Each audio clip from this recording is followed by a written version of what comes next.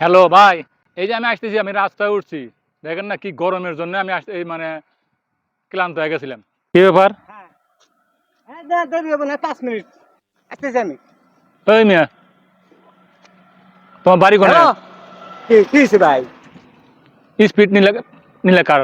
অনেক রাস্তা হাইটে এলাম, গরমে কুলাইতে পারি না।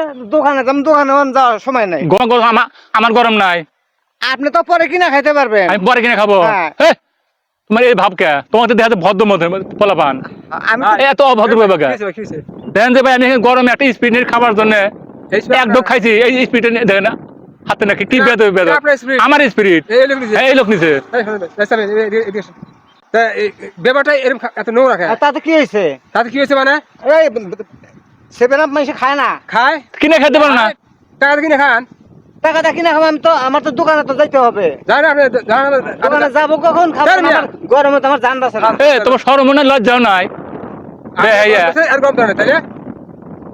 এ তো পরে দোকান থেকে না খাইতে পারবে। এই ভাই না, টাকা নেন, এই এদিকে আসো। ওই যে টাকা নেন। হ্যালো, বাকি জীবনে এই ধরনের কাজ করবা না, কথা বুঝছাও? এদের কারণে হ্যাঁ, এই সমাজের এই অবস্থা। এরা খালি চাঁদাবাজি, কোন সন্ত্রাসী, নেশা করবো। বেশি করে কথা বলে কিন্তু অবস্থা খারাপ হবে। যাবো দিয়া মাইসে খায় না।